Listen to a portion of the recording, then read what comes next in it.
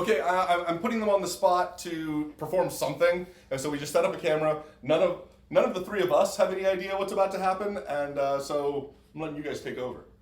All right, let's do it. Maybe you could help us, Joe? Okay. Can you cover Marina's eyes for us? Yeah, sure.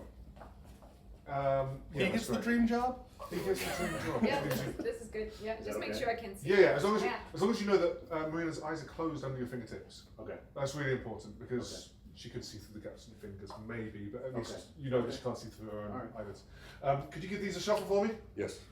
There are more possible combinations in a single pack of cards than there are stars in the observable universe, but wherever you finish shuffling, that's going to be your order.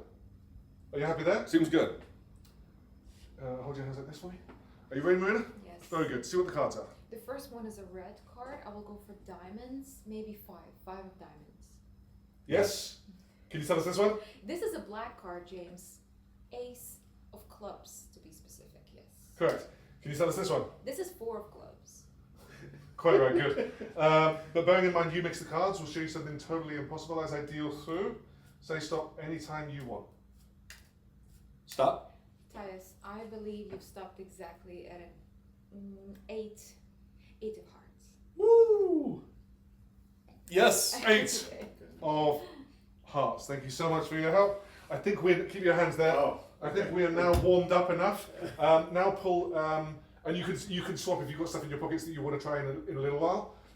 We can swap somebody else covering Marina's eyes. Okay. But for now, pull anything from your bag, anything from your pockets, literally anything you've got with you. Marina will attempt to describe what those items are. I want to know what this is. No, you're okay. Just, Okay. Yeah. James, hold it in your hand. All right. This has a shape of a wallet. Yeah, I'll go for a wallet. Yes, the colour? Definitely. It's a black wallet. Very good. See what this is? There is some kind of ID. I will go for license. Maybe could be a driving license. Nice. Can you tell me the date of birth? It's March. It's somewhere in the middle.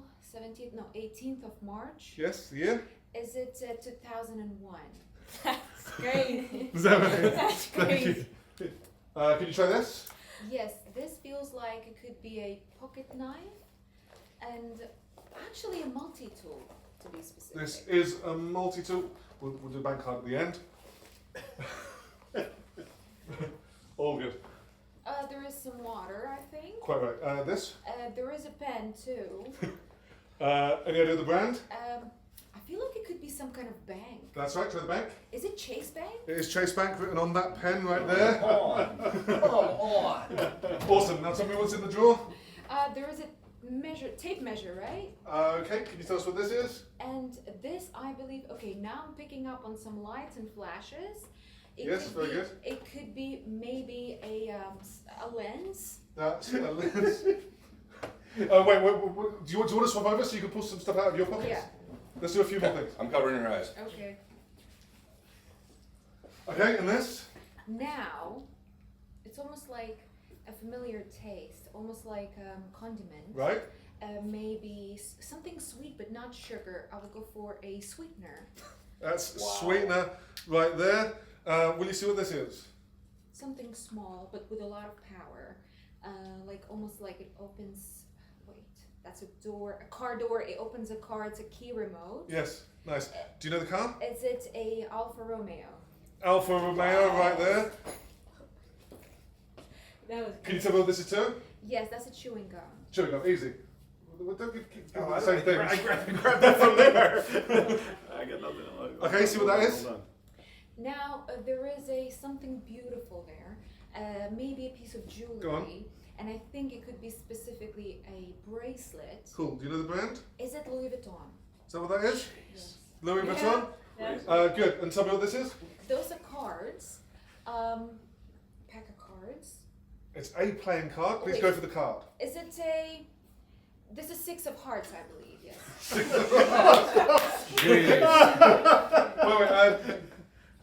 Wait, maybe you? Or do you have a... There's one right on that desk over there. Oh, whose is this? Mine. It's yours. Can you tell me what this is? That is a phone, an iPhone. Well done. I want to know something about the iPhone. You know what? Let's try something with this phone. Hold it face down on your palm. And now please gently touch the back. Yeah, like that, thank you. And as you do that, I will try to sense the remaining battery percentage. This phone is charged to 91% battery at this moment. I'm going to say 91%. Let's have a look. Exactly 91? 91%. Wow. Hey. 91%. Thanks for your help with that. Amazing. Do you either of you have a bank? Do you have a bank card I can borrow? Come stand over here for a second. Try to tell me the type of card this is. Okay, so this feels like a Visa type. That's right, for the bank. It's Chase Bank again. Wow, very good. Anything else? Let's try something with this card. Hold it like this in your hands. So you may not remember all the numbers on that card, even though you might use it every single day, but those numbers are locked somewhere in your mind. So now, please think about the last time you used it. And I will tell you the 3-digit security code. You're doing great, actually. I'm picking up on a 2 right away. There is a 1, and that one last digit, if you focus, okay, that's a 5. 215, right? I'm going to say 215 for the CVV code. 215 right there. Incredible. That's Incredible. crazy. Hi, I am here with James Harrington, and I'm going to mess up maybe your last name. Good Yeah. Did you change your last name to Harrington? I did not, and there are so many reasons why I didn't. But And yeah. Marina Liani? Yeah, oh yeah, that was perfect. Yay! Starting with a victory. Together, you guys are the performance duo Mind2Mind. Separately is something I've never seen you guys ever be. Sure. And I'm so happy you're here. People at home that have listened to this podcast know that I have a history in magic.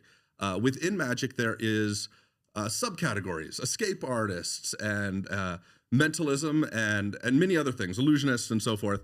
Within that, there's subcategories of that. And as you drill down, you have to become better and better and better because you become a specialist.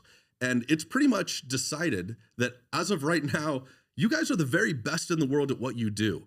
And that's a hell of an accomplishment. I appreciate that. Well, for us, our goal has always been to be the best mind-to-mind we can be. There are not many couples in the world that can do this type of act the old-fashioned way, and you know what I mean, without the secret electronics and things like that. The other couples are also incredible. We just want to be the best mind-to-mind we can be. We think we're all different and we all bring something unique to the table. Yeah. So that's the goal.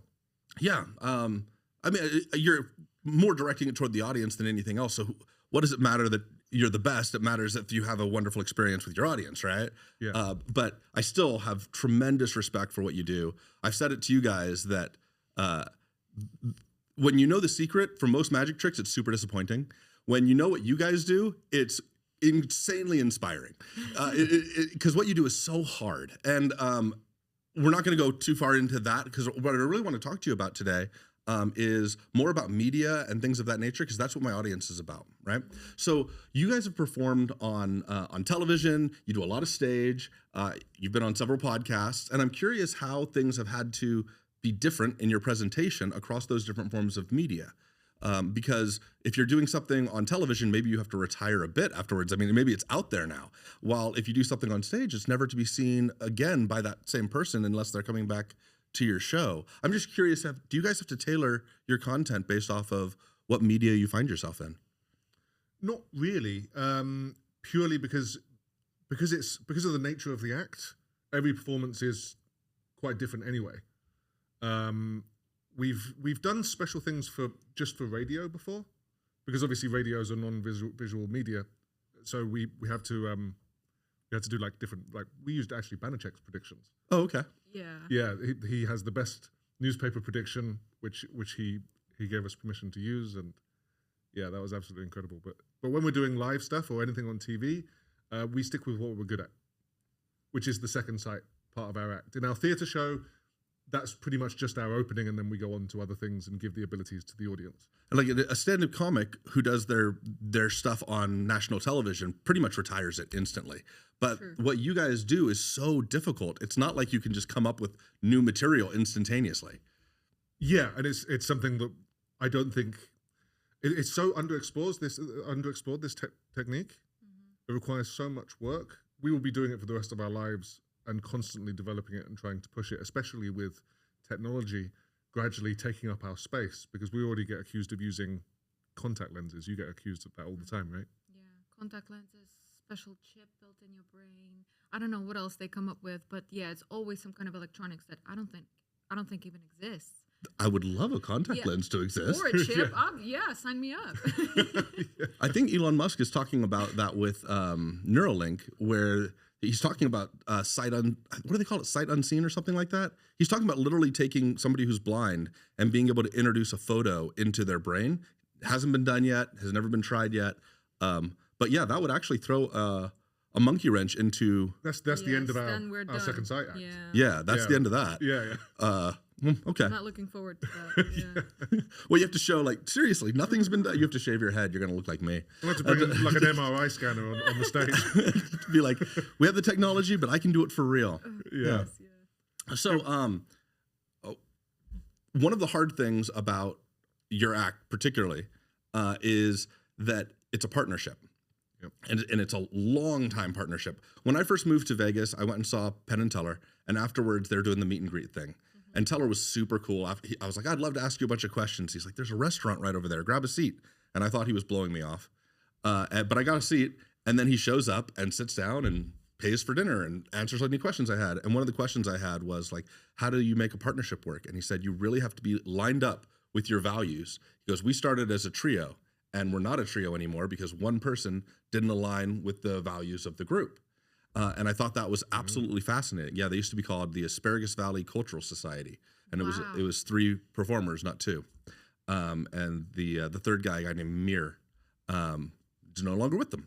But magic rabbit hole there. Yeah. So I'm curious, how do you make a partnership work, especially when, like, it's not just a partnership on stage, but it's a partnership off stage? Yeah, at first we kind of we tried to separate work and kind of like home life and personal life. We tried to, like, you know what, when we come home, let's just forget about work and just be husband and wife because we are married. But then, you know, we realized that's not really possible for us. Somehow it just didn't work. So we just decided that it just all together, we merged everything together. It's not like one person's boss in the work side and one person's boss at home or something like that? I would say he is the creative boss. He's the magic boss. I'm more of a boss of, like, what we look like, a bit like that. Yeah, we have our strength. Yeah, he is the magic boss, definitely. Well, you started in magic a lot earlier than she did. I actually had one of my questions that was written down was regarding this, in that because you came in later, I'm interested in how that impacted the dynamics and really, like, you're being able to see something from a perspective that somebody that's dedicated their whole life to something might not be able to see. Like, it's hard to know your blind spots when you're so close to something. And I wonder if maybe you, being so deep into magic, has seen things that from her angle that you'd be like, oh, I wouldn't think about it from a layman's perspective. You're not a layman anymore, by the way. Well, yeah, but I'm quite new still. Yeah, you know how it works. People spend decades in magic to become professional. I'm only in this for 8 years. I consider myself quite new. But Marina developed so incredibly quickly. And the decision that I'd made early on, because I come from a background of close-up magic, was to not poison Marina on stage by giving her notes at the beginning. So I just wanted to see how her character developed naturally, rather than give her all my bad mistakes and bad habits and things like that, which was actually a really good decision, because she started to develop these mannerisms when she was identifying objects and this way of performing that we could then later develop. So you let things kind of grow organically, yeah, based off of her background, her history, whatever you bring to the table. Yeah, exactly. And and Marina was a model before, so she has a naturally good way of standing on stage. She has a naturally great, captivating presence. And when we did Britain's Got Talent, after we'd only been doing it for like a year, like that was really early days, and she was less nervous than I was. She killed it. So I was immensely proud that she'd managed to do that. And I don't think, like, I've been in magic my whole life, and after 1 year, she's on international TV. Yeah, but you also are doing the hardest thing out there, I think. So or maybe that's not fair, but certainly the hardest psychological magic that exists. You're doing it. because it's so unpredictable. You never know where it's gonna go because you know what it is, and it's almost like crowd work, right? You don't know what kind of audience you're gonna get. When you ask people what they do, you kind of hoping that they're gonna give you something to work with, but then you never know how the show's gonna go. We do our best, and it's mostly always good. Now might be a good point for me to drop in a little clip of you guys doing something. Sure. Editor. So Marina, without your wait. Do you want to wait? Go blow your nose. No, it's fine. Okay, you okay? Okay. Cut that out. That's so a your shot, manager that's a was shot terrible, I hear. Yeah. Just terrible. That's a shot that the world doesn't need to see of Marina. You're good. Looking out for each other too. That's actually a benefit as well. Yeah. So you coming into magic later on and learning to do what you do, which is unbelievable. I assume you were nervous when you started doing this, but also maybe you were kind of at a disadvantage knowing that what you were doing was so hard because you didn't know what wasn't hard. What was it like starting off on doing this act? Yeah, so you're right. I was super nervous because I remember when we just started dating, maybe like a month in, he was like, I have this idea that I've had for years and I wanted to do this act. I just couldn't find anybody to do it with. And I was like, so what is this act? So he showed me the video. I keep forgetting the name. Falkenstein and Willard. Yes, exactly. It's Classic. yeah. Beautiful, absolutely beautiful performance of this couple. And I'm like, no way. I want to know how it's done. Obviously, I couldn't figure it out. When he told me, I was scared, but I was so intrigued. I was like, okay, what do we start with? So we just started with like the simplest thing. And it worked. And, we started progressing into it. And I was just getting more and more interested. And we started performing a few months after we started learning it. And it was super hard, but super exciting. And I knew because he told me that there aren't that many people who can do it. And that was another factor why I thought we should definitely do it. It's a fascinating investment in your relationship. Yeah. Because like the amount of effort is tremendous. And it's just like, so if it's the sunken cost fallacy where it's like, we've put in so much work together where, I wonder how this impacts you coming from like, you were a card magician, right? Yeah. So now you've invested hundreds of hours, thousands of hours in like training and work and like real hard work. Did you anticipate that you could go down this road and then be like, well, now if our personal relationship doesn't work out, game over. Like my whole life now is invested in this one piece. Well, I always said you've got different levels of commitment. You've got marriage, home ownership, having kids, right at the top, second sight act. That's it. He's not going anywhere. 100%. Country, God, second sight act. Got it. Yeah, we're now bonded forever through second sight. Wow. Yeah, because we it's like if two countries have a trade agreement, they're not going to be fighting if they've got a positive trade agreement.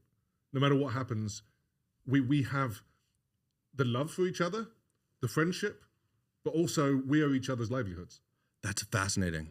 I wonder that you look at arranged marriages; they have a higher success rate than marrying for love, which seems super depressing.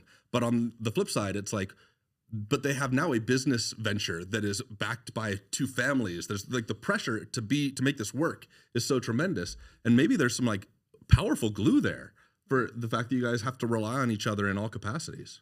Definitely. Yeah, and the fact that we get along is a bonus. We don't fight often.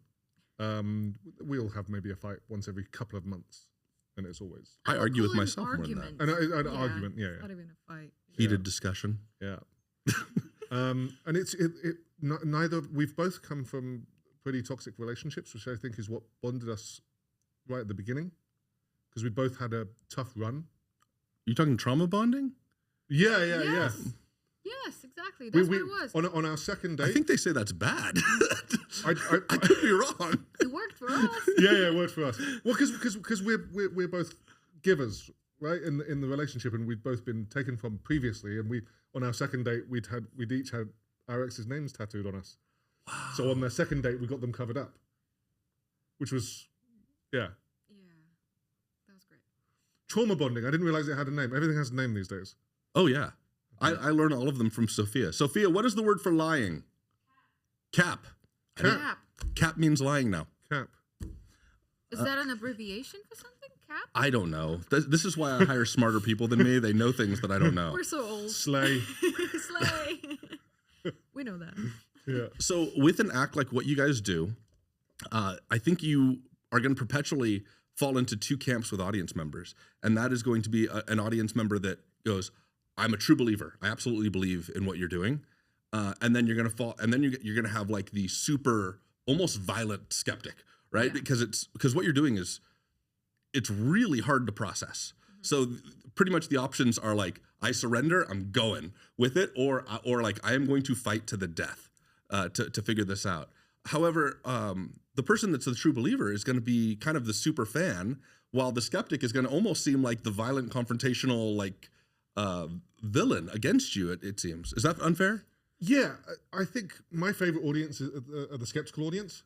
Now, we do say in our show that we're not psychic. We make that very clear. But people that believe in this stuff and come already believing, we're not going to change anyone's opinion during the show, which is the hope. I want people that come in as skeptics to leave as skeptics. But the skeptics are more amazed. Because believers kind of just, like, we can do a couple of objects and go, yeah, sure, they can do that. Mm-hmm. What's the act? Where's the conflict then? The skeptic is what brings the theatre. The confrontation, the conflict. Yeah, which makes it entertaining. Because there's always a moment in the show, and this is how we build the tension and gradually up the ante every time, is we gradually tick off those theories. And we know from speaking to people that have been to our show that there's always a moment where a skeptic will go, okay, forget it. Right?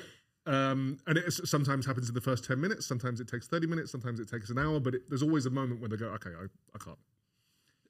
I've only seen you guys perform once. It was at our friend Jerry's house. Yeah. Uh-huh. And at the very beginning, I think you opened with a piece that required some card stuff, right? Mm-hmm. So I had a chance of following it, and I was like, okay, I'm in, I got this. And then you walked into the crowd, and I think it was by 10 seconds in, I was like, nope, I'm not keeping up. Just relax. Like, I was like, Let it happen to you. yeah, I was like, "There's no way I'm gonna track this down." I went and we mentioned Banachek earlier, so I used to manage Banachek. Banachek's a mentalist, and he's in a very different realm than what you guys are. Because, like I said, you're specialists within mentalism, and we went down to L.A. and met Jason Alexander, the guy from Seinfeld. He's been on a lot of stuff. Anyways, he's a TV guy. And we were sitting there talking to him about theater. And he said, well, is your show a lecture or is your show theater? And we said, well, what's the difference? And he said, well, a lecture is you presenting something to the audience so that the audience learns something, while theater involves somebody changing throughout that interaction. And he goes, so like in a theater show, a character changes who they are. There's a character arc, right? And that might be you, that might be the audience, that might be another person. Doesn't matter. Something changes, right? Is your show theater or would it be a lecture? Okay, so this is something that we've been working on for the last few years because we went from corporate to theatre. So when we first wrote our theatre show, we had a non-magic director, a proper theatre director, come in and spend a month with us. During that time, we learned more than I've learned in my entire career. Theatre was very new to us. So we've been trying to, because I think at the beginning, it felt like a TED Talk. Lecture. Yeah. Okay. So what we kind of, we've tried to create a character arc, and we're still, look, it's constantly going to be evolving. But the change really happens with the audience. So we begin, the show's called Connected. It's about connection, love, and kindness. We begin talking about what we can do without connection. So that's when we've got that demonstration. And then it moves on to giving the abilities to people within the audience. So we start with somebody attempting to connect with Marina in the way that I do. And they do something together. That sounds dirty. Yeah, I know. We can rework the wording on that. Yeah. Wait, cut. don't want to cut that part. Fair enough. All right, it's staying in. All right. We've got to pick our battles. Yes. Fair. Yeah. We start with somebody connecting with Marina and doing. I can't Yeah, reword it. I broke him. It sounds terrible. Yeah, I'm done. Just go with it. And then we move on to giving a couple the ability, and we have this whole change of pacing where we both kind of sit on the edge of the stage, and we get people to if people were lucky enough to come to the theatre with someone they love, to hold each other's hands. Marina at that point moves over and she holds my hand, and we have this kind of a bit that when we first put it in, it was my least favorite bit because it felt cringy until we had proper direction. And Can you now explain it's my favorite bit why? because we're bearing. I think it was just a defense mechanism because it's our lifting the curtain moment, and it's a bit where we're talking about real things, our journey, and we get people crying in the audience during this bit. When we first wrote it, it didn't feel genuine. Even though it was real stuff. Yeah, because it's not the kind of thing that I was used to talking to an audience about. I see. If that makes sense. So you were cringing almost as a defense mechanism because Yeah. you're like, I don't know if I'm comfortable crossing these lines. Yeah, and we Even both. just us holding hands was a bit. What are people gonna think? Are they gonna cringe? Are they gonna? But yeah, they're feeling it. They're vibing with it. So Yeah. They do the same. And that's yeah. when we get the couple up, and then they hear each other's thoughts, apparently, and then we have a prediction style effect at the end of that, but it's not presented like a prediction. It's presented as a gift for the couple, which is a star map. That is the night sky, the way it would have appeared on the date of their first date, the first time the couple met each other. Then they step forward, and yeah. Beautiful moment. Yeah. It's really hard to describe. I wish you could see it. Yeah. Next time you're in Dubai. Oh yeah, next time I'm in Yeah. Dubai. Not gonna happen. What? No, I don't travel. Really? Never. You have too much work. Yeah. I'd love to say it was work, but what a blessing to have a lot of purpose, and by that I mean a lot of responsibility. You know, so I'm very fortunate that there's enough shackles to hold me down, and I say, you know, that's a philosophy thing. Speaking of, you guys share similar philosophies around Stoicism, Yes. and I'm very largely involved in that. I translated an old Stoic book to modern English, and I'm curious, does your philosophy impact your performance in any way? Does it? I think it impacts our attitude towards it. So we study. The reason that we're in theatre is through Stoicism. What? Go on. Because I'd never wanted to do, before COVID, before we knew about Stoicism, I'd never wanted to do theatre because the money's not there. And I know that. The corporate's where the money is. That's what we're going to do. So we can knock out 200 corporate events a year, make good money. During COVID, and when we kind of, like many entertainers, lost pretty much everything, that's when we turned to Stoicism, and we were just as happy without everything as we were before. So then our goals completely changed. So then we decided we wanted to do things that were more fulfilling artistically for us. So that's why we wrote the show, and that's our aim with theatre. It's passion project rather than anything to do with money or financial or anything like that. But weirdly, the turn to Stoicism with the way that we focus on work and not caring about money, kind of just focusing on what we want to do, means that we ended up charging a lot more and making more money. Irony. Yeah. Yeah. Which is great. For those that don't know what Stoicism is, you want to give it a shot? Should I give it a shot? Yeah, so the parts of it that we've latched onto most are focusing on what's within our control and letting everything else go, learning to not worry, because there's generally two pain points when you're worrying about the thing and then when the thing happens. But you only need the one worry point, and that's when the thing happens. And often it doesn't happen. So there's no, like, worrying is completely futile. For more on that, read Epictetus and specifically the Enchiridion. That would be the book to explore what you can and cannot control. Yeah, and also in terms of relationship, the terminology that's often thrown around in relationships, Marina's perfect for me, is the wrong terminology. No one's for me. We're not for each other. We are supposed to be the best we can be for the other, but I don't look at Marina as owing me something. Saying somebody's perfect for me puts the wrong frame on the relationship. That to me feels like that person is for me in any way, which is not the case at all. Does that make sense? Yes. Yeah. Yeah.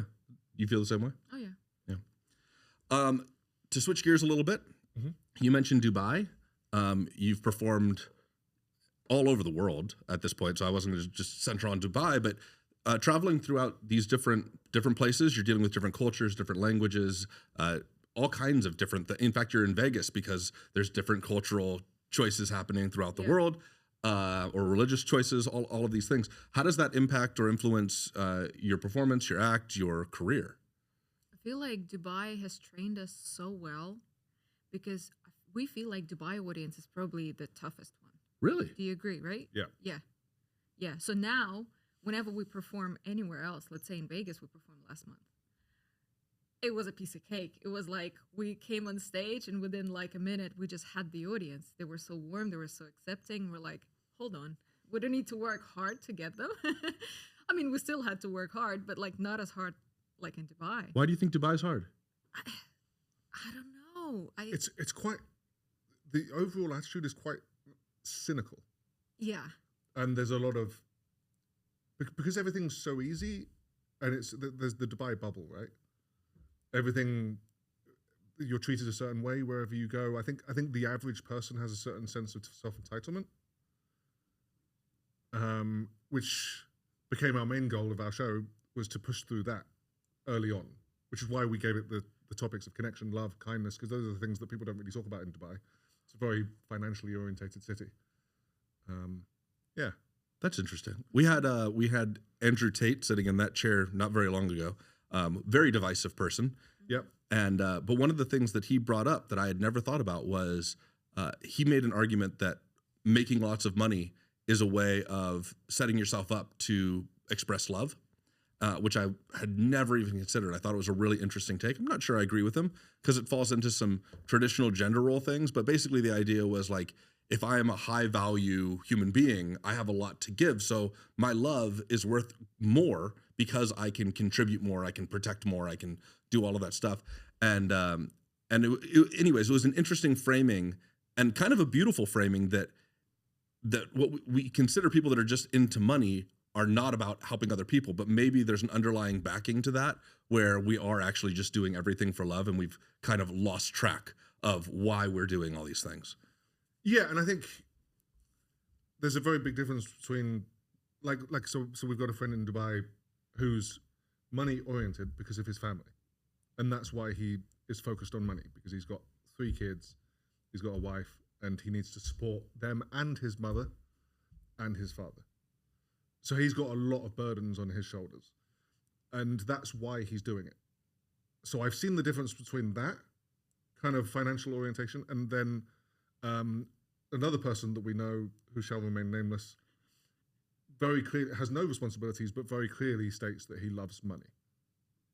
And that makes him quite a dangerous person to do business with. Yeah. So there's a very big difference between the two. Both of them are financially oriented, but one is the dangerous one and the other one is what you're talking about, the love. Yeah, I see a lot of people that will set goals for themselves out of like gamifying life in some capacity where they're just like, I want to be richer than that guy, or I want more likes or more follows or all these things. And I'm like, there's no end in that line. Like there's no finish line ever there. You're just going to see somebody with more. Yeah, of course. Yeah. So anyways, I love that that what you've structured your show about, the why behind what you're doing. You end up with money more than you were potentially making before that, but I love that the why is justified in doing something that I think is more important than And at this point, we genuinely don't need more money. I mean, we could always have more money, but I've got no desire to be a billionaire. Like it's fine. We never have to worry about money. We're not in debt. We never have to worry about going for dinners. We can live the life that we want with the money that we're earning. Now it has to just be about artistic fulfillment. Yeah. Well, people often don't realize that when you buy a house, you own the house, but the house also owns you. When you build a show, You own the show also owns you. Yeah. And so you got to be careful when somebody owns $1 billion, that $1 billion controls their behavior moving forward. Yeah. So it's a double-edged sword, I suppose. How do you guys go by the way, to the audience, to all of you watching at home, I know the show's about podcasting. I hope you're reaching through this and realizing that we're talking about, when I'm talking about, hey, how does a partnership work? That's about how do you create a partnership within your business or your show or any of those things. When I'm talking about how do you deal with audiences throughout the world, we're talking about how do you reach your audience throughout the world. So all of these things are pertinent, provided that you can get through it and see the analogy and where it makes sense to you. So just throwing that out there. How do you go about developing new content? There's a lot of people that within the magic world that are all about like it needs to be original and all mine and never seen before. But the truth is we're all standing on the shoulders of giants, and you've worked with many giants out there. You've worked with Chris Angel and other people that are monsters in the industry, and I say that in the most loving possible way. How do you go about that dichotomy of new and original and us versus what has come before us? If we have to reinvent the wheel, that's going to slow us down. Yeah, so everything we do has to be personal to us, and it has to be something that makes sense within our narrative and our act and us. We won't do something if it's something that you can just buy in a shop and perform it the way that comes in the instructions. We have to figure out a way that something makes sense to us. We don't copy anybody else. We do use techniques that already exist, such as the second sight thing, but even that we've developed our own system. The only thing that we do that Developing your own system, my God, dude. yeah, the only I mean, there's a couple of things that we use in the show that are available as products. However, we don't use them the way that they were initially intended.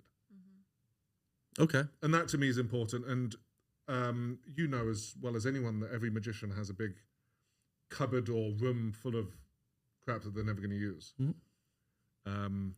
This is where Marina's been extremely helpful, because whenever I want to spend $10,000 on the next prop, she says, "What's the routine?" And I ain't buying it until we've got the routine. So there's been so many things that We've I've saved wanted a lot of money. Yeah. Yes. We don't buy much stuff. That's a really interesting perspective between the two of you as far as like you coming from the outside.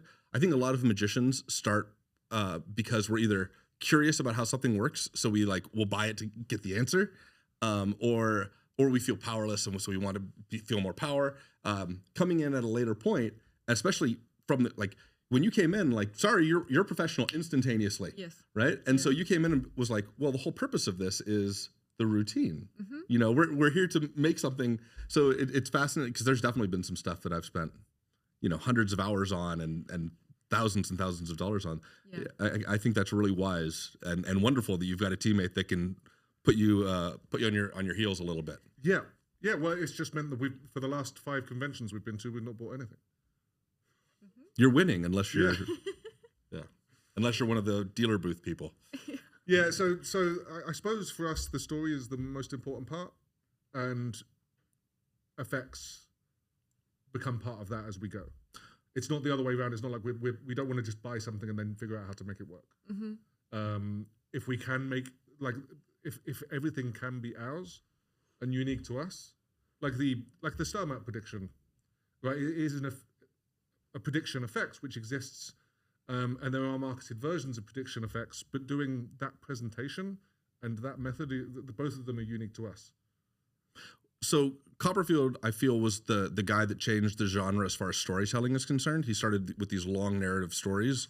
I think that was because he worked a lot in television. But spoiler alert, none of the stories are true. Do you have a level of responsibility that you feel to making the stories true and about you guys? Or do you feel that increasing the narrative is important for the impact to the audience, and you're okay with it going off the path of perfectly true? I think narrative is more important, but it just so happens that most of the stories are true. Mm-hmm. Okay. Yeah. Well, apart from some slight theatrical changes, like we talk about our first date, ending with us looking up at the stars discussing the infinity of the universe. That's not true, but it's foreshadowing for the star map prediction, which comes later on. So it sets up, yeah. Yeah. So there's a theatrically, balance. that makes sense, and I'm okay with that. Yeah. I always appreciate people that can pull away the curtain a little bit. There's something beautiful in seeing, like, it's amazing to watch art be created, and good art, the creation is just as amazing as everything else. But in magic, there's also this responsibility to fulfill the mystery for people, right? So you can't pull it away completely. Yeah. And that sometimes that sucks, especially when you're doing something as beautiful in technique as what you're doing. You know, I've heard the analogy that people think magic is like a watch where they could take it apart, see how it all works, and then they could put it all back together and it'll still tick. But it's not. It's like a flower where you can take it apart, see how it works, but it never goes back together. True. That's good. Yeah. I like that. Not mine. The one tough part on what you were saying earlier about the changing of characters and the theatricality of it. One of our biggest challenges, I think, is we approach the whole show with wanting to connect with the audience in a real way. So we need to be as real with people as possible while we're on stage. We want them to see us and not an act. And neither of us have acting backgrounds to the extent where we could convincingly act a different character. So throughout the show, we've tried to really be ourselves, which does present a lot of challenges from a theatrical narrative perspective. So that's the reason that like a lot of the stuff has to be real. We have a whole bit where we talk about our animals, and because they're all rescue animals, and we talk about the adoption center where we got them from. We tell people to contact us after the show if they'd like to donate or adopt one of their very own. Yeah. Things like that. But it has to be real. We've seen a lot of acts over the last couple of years that haven't connected with the audience. And whenever we see it, it's a glaringly obvious gap. And I think it's needed. So that's what we've really focused on. Do you know Matt Donnelly? Yes, the Mind Noodler. Yeah. He was just here, and he's also a very successful podcaster. And one of the things that surprised me when we talked was he was saying in growing your podcast, the most important thing is actually to connect with the audience. And he's like, we created groups and hangouts and stickers that we would give them, and they would all have his show is like Ice Cream Social, so they'd have scoop names. So anyways, his point was that in creating community, you create real fandom. And I feel like what you're talking about is aligned with that, saying like we're trying to connect with our audience. That happens to be a beautiful analogy, though, for what you're actually doing with each other on stage. So it works in multiple realms. That's really nice. Yeah. And we have an after party after every show. Do you really? Which everyone's invited to. Yeah. That's cool. Yeah, we're gonna stop doing that. We'll stop that next season. After the next COVID breakout, we're well because the reality is drinking too the much. reality is after the more we perform, the more the real us just wants to be at home with our pets. Cute. Yeah. You're the cat person, dog person? Both. Yeah. We have them all. Okay. Yeah, but you were the cat guy, right? He was the cat guy. Yeah. I mean, I had a cat going into the relationship. All right. I just heard there was cat stuff involved. I'm allergic to cats. I've got terrible. my bitterness. Cat stuff involved. That does sound bad. Mind2Mind house. That does sound bad. So I'm curious about the way you impact your audience. So we talked a little bit about like how the audience might get changed and that, but there's also this weird responsibility when you have the power, you really do have the power to make somebody believe something that might not be true, more than most magicians do. When a magician goes like, here's a red apple, now it's a green apple. Like, the audience is not concerned that you've just poisoned the food supply. With your guys' act, you do have the real potential of changing the way that they see the universe. How do you deal with that responsibility, and how do you handle it appropriately?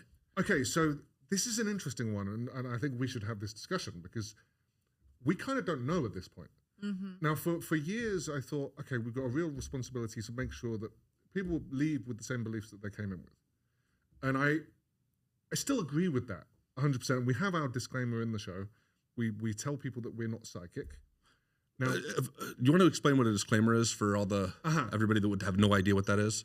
So it's something that you'd put in the show as a mentalist to kind of kind of say this isn't real, and we're not here to because there's a moral line that's crossed by psychics and mediums, where they exploit people's belief in these things for money, and then you become a charlatan, which is what we don't want to be, which is why we have a thing where we say we're not psychic. Because we're happy with people that come in believing that it's psychic and leave believing it's psychic. That's okay, but one thing we don't want to do is people come in not believing and leave as believers, because we've made the world a worse place. I don't really think that the disclaimer has to be so hard. So we have one point where we say, listen, if you're here to work it out, we'll save you some time. We're not psychic. This is a show about connection, love, and kindness, and that's the message we hope you leave with tonight. That's all we do, and I'm comfortable with that, because I don't really think other people's beliefs are my responsibility. As long as we have that moment, I think we're okay. And I don't necessarily think we're changing the world for the worse if people do leave believing, because once we've given our disclaimer, it's no longer my responsibility, if that makes sense. Yeah, it's a really hard line, and one that this is a conversation that is had by people that dabble in mentalism for hours and hours ad nauseum. And when I was producing Banachek's show, like this, we would have this conversation like every 3 days, and his show ended up having a disclaimer like every 7 or 8 minutes in the show. Like literally, the show became this rhythm of how fast can we induct people into believing it's real? Disclaimer, take them out. Yeah. Get them back in. Disclaimer, take them out. So it was this ride of them going like, it has to be real. No, it's not. It has, and so that was literally the emotional arc of the show. And I don't know the answer to the question. It's fascinating that all mentalists seem to agree that the disclaimer is the thing that makes me moral. I just don't know. There's certainly something dishonest about impacting the memory somebody has of a loved one. I agree. Oh, definitely. Yes. You know, like that's probably the most valuable thing that I have of my grandmother's is the memory I have of her. And if somebody says, "Hey, your grandmother's talking to you and she says she hates you," wouldn't happen. But you know, why would you change my memory of somebody that I love, right? And I think if we were doing stuff like seance type stuff, I think we'd have a stronger disclaimer. Mm-hmm. And I think you need to at that point. But I think it's yeah, I don't know. Again, we know the type of people that come to our show. We very rarely meet people that come in as skeptics. And when we do have skeptics, when we talk to them after the show, they're not suddenly believers. They're just really impressed by the show. Mm-hmm. Yeah. So I don't think it's been a huge issue so far. Good. We do occasionally get an email or a message from someone who would ask for certain things like, would you help me talk to someone who's passed and stuff? And this is when we come clean immediately. I mean, we are always truthful, but we would make it super clear that it was just a show. It's just a show, nothing more, entertainment purposes only. And then we just try to talk to them just like people, just like normal people. Yeah. Have you had anybody that you impacted in a positive way that did not that didn't go down the I'm a super believer path or anything like that, or have a negative impact? I mean, you're entertaining for sure, but I've got to think there's people that are walking away from this being like, I need to connect with my family more. I need to love other people more. Like, yeah, 100%. Can you give me an example? Story time. Yeah, so we had a lady after a recent show say that after our dog bit, it reminded because she'd fallen out with her daughter. They hadn't spoken for something like 7 years or something ridiculous like that. Straight after our show, she called her. Then they actually came to our show 3 weeks later and told us that story. Oh, that's wonderful. Yeah. That's wonderful. So one of the things that's unique about your show is that magic generally is damn near perfect as far as how everything is laid out.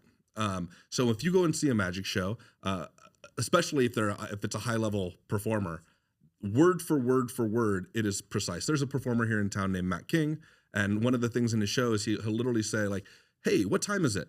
And when that person answers, he knows if the guy's watch is fast or slow. Even though it's 47 minutes into his show, he hits that moment. It's always the exact same time because his show is precise. Your show deals with audience members doing all kinds of stuff Yes. that you have no necessary understanding of what they might do before it. Yep. So you have to deal with both creating a structure that is beautiful and works and is honest and true to yourself, but you also have to deal with the improvisational aspects that chaos is going to bring into your life. How do you deal with that? Well, yeah, that's one of the biggest problems I think we have to deal with, because obviously when people come to the show, it's supposed to say how long the show is going to be, right? Let's say it's 75 minutes, 90 minutes. We overrun quite a lot. That's one thing. But let's say stuff like, we're going to enter FISM this year, and they give us 10 minutes. And then we have to basically do all of that stuff and deal with people, you know, doing things that could be unpredictable and still not overrun the 10 minutes. So that's still something we're learning to deal with. Yeah, there's no answer to that. But yeah. Well, we for the first few months of running our theatre show, we were sticking very heavily to the script. That was our focus then. And then we spent the next year and a half just focusing on audience interaction, focusing on improvisation, crowd work. So we have the script now, but it's more of the backbone of the show that we can always go back to at any point. It's the train tracks that we're on. It's a ballast that brings you back to center. Yeah. So we try now to have it feel a bit more improvisational. And has that ever ended terribly? No, because we've got our scripts there. So you could always. So no matter always what go happens, back, we're back on the script. Okay. So you've got a safety net. Oh, we did have one moment, which was I decided to say this line, which was the first time I'd said this line with our couple, and I decided to make a joke. I said, by the way, if this doesn't work, it doesn't matter. All it means is that you're not supposed to be together. Well, how could that possibly end wrong? Yeah, but that was the first time that did it not had work. ever not worked. Whoops. All right. But I've learned that we're quite good at bullshitting. Yeah. Well, as magicians, we all are. In that case, I just said, but honestly, obviously, you can't do that. We've been doing this for 7 years. We've worked on this. The fact that you even tried meant that there's a connection there. And this is actually a tale of coincidence, because we've got this star map here, and we've just made it all about that. Yeah. There was the other one. You know, time and date. Who? Time and date. Yeah. I don't want to. Yeah, you know. That's enough. That's all you get. Yeah. So with that, so that's an effect where you get audience members to. We do it through our memory. So we do a Q&A, but it's of their positive memories. During that time, we're getting various dates up on the screen. We add those up, and then it just so happens to be the time and date at that very moment and the exact time. So we did that in one show, and the audience had a different number. And I typed something in wrong, or something at the top was wrong. I don't know. I don't want to reveal too much. But either way, it was wrong. So I got one of their phones, and we got their number up on the board, which obviously wasn't the time and date. So then that's there. And we always do it right at the end of the first half. So I'm looking up at this going, shit. What are we doing? So I said... What's the out? I said, ladies and gentlemen, it's such bullshit. But I said, ladies and gentlemen, what we have created here through your dates, through your memories, is what we call an audience cosmic number. Now, everyone, take out your phones and take a photo of this number. This number is something that is unique to you. Everyone done that? Perfect. We will come back to that later. We'll see you in the next half. And then we left, and they were like, okay, what do we do now? But then we had 15 minutes to figure it out. You got to figure out an out? We did came up. Did you? You got out of it? Yeah. Oh, wow. That's great. Yeah. So one of the weird things about performing magic that I've noticed, but boy, that intro on this question is going to sound really arrogant. A lot of people don't see magic. And when they do, they go, that's the most amazing thing I've ever seen. And you're amazing, incredible, whatever, right? And unfortunately, that ultimately feeds to your ego at a certain level. And it's really hard to separate that. And I've seen a lot of people get lost in that. But I don't consider either of the two of you kind of egomaniacs, or like if you go to a magic convention, it's a lot of egos walking around, and I'll take the heat for saying that, but like that's just what it is. It's a lot of people trying to like one up each other and be like, I'm more significant than the other person, and because my dad told me this trick is the greatest trick ever. So you're dealing with that on a bigger scale than most people are because you're actually pros doing this on a regular basis. And I'm telling you that magicians are calling you the best at what you do. So how do you keep that in check? How do you keep that from not impacting you? I don't know. Or are you egomaniacs? Yeah, well, yeah, That's the alternative. Well, I know exactly what you're talking about, and it's something that I've always wanted to avoid, which might be something that's helped with this. Is when, as a card magician, going to a convention is a very different thing, and it is a constant battle of egos. This move, this move, this move, and no matter what you do with cards, no matter how good the thing is with cards, the next card magician is going to look at it and go, that's nice. What about this? Right? So going as a second sight act to a convention, it doesn't ever feel like there's a clash of egos. There's no one that can do what you do. You're like, we win, whatever. Your flip stick's really cool. I feel like I can say that, even though he's super humble. But I believe that he is the best cardician I have seen. You know, I have the right to say that. Yeah. And I believe that. And when we go to conventions, he always has a pocket. There you go. He has a pack of cards with him, and he's always fidgeting with those cards, you know. And it will be a situation where we're sitting with other magicians at the table, and they're all showing each other things. But he'll just be sitting there. He refuses to show people what he can do because he just doesn't want to enter that kind of measuring contest, you know. What measuring contest? Card measuring. deck measuring contest. Just measuring that deck. Yeah. Deck measuring contest. But I always go, just show me you can do. Show him, because it makes me proud. I'm like, you know, proud mom. Yeah. And I always make him show We can cut out the proud mum thing. Sure. Yeah. I'm not going to. I'm not cutting out the unnecessary. I know how much he's practicing. He's practicing from the moment he wakes up to the moment he falls asleep, because he falls asleep with a card deck in his hand. Do you ever feel like second pack to the first pack? No? That's not the right way of saying that. Okay. Well, you mentioned a second ago, you mentioned FISM.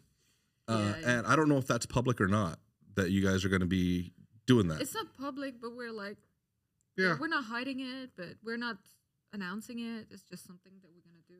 Yeah. Do you want to talk about it? Do we can, Yeah, we can not? sure. I mean, FISM's terrifying for us, but again, this is where Stoicism becomes a challenge, right? Because I know the right reasons for entering a competition, which are our reasons. We should explain what FISM is. Yes. So FISM is the World Championships of Magic. It happens once every 3 years. Within the magic community, it's the biggest competition. It's the most prestigious competition.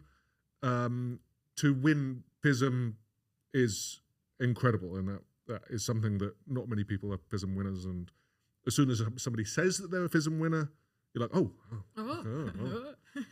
Right? Yeah.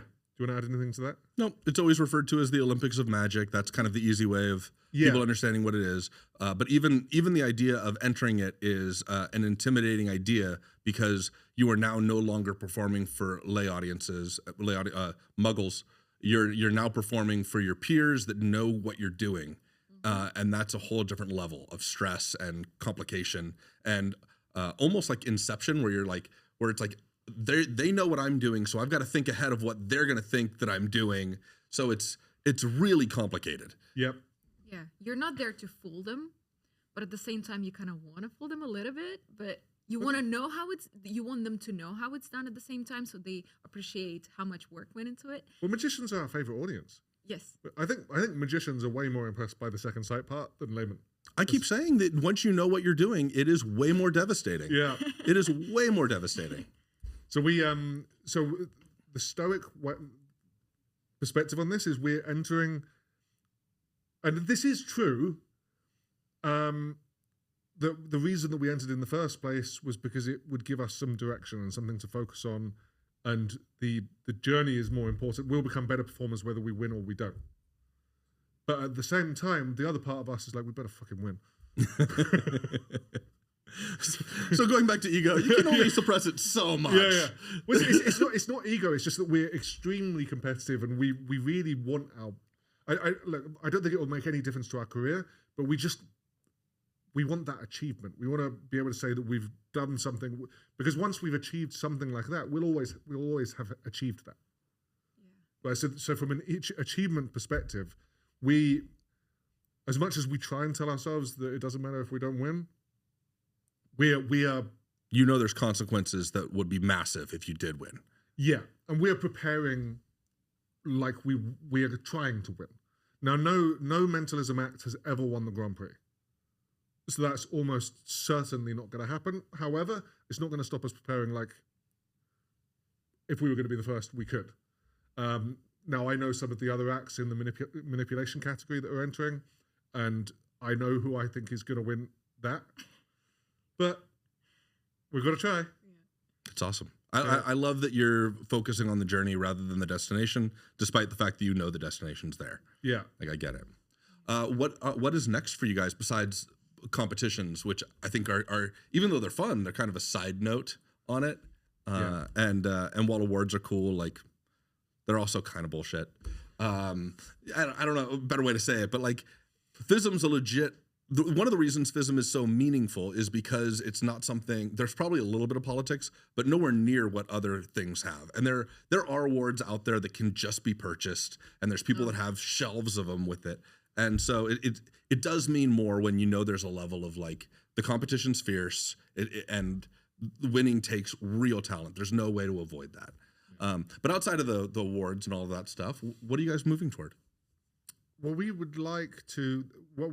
What we're trying to do at the moment, we've just met up with an attorney here to try and get a performer visa, because we would like to do half of our year in Dubai, half of our year in the US. We love being here because we have our peers here. In Dubai, we're very isolated, so that's why we spend so much time here. That's why we're here right now. I thought it was me. Mainly see you every you. Yeah. Tuesday. Yeah. Okay. Yeah. If you weren't here, obviously. I get it. I get it. Where can people find you? Instagram, Facebook. We don't have a YouTube channel just yet, but we're working towards that. That'll be great. Yeah, Instagram, one day we'll have it. Instagram at Mind2Mind official. Yes. If you ever get the opportunity to see Mind2Mind, these two, you're doing yourself a huge disservice if you choose not to go. There's very few people in the world that are the best at anything. And so just having that opportunity is incredible. So please go check them out. It will break you. It will break you. And I mean that in a positive way. It's great. Thank you guys so much for being on. Thank you. Thanks for having us.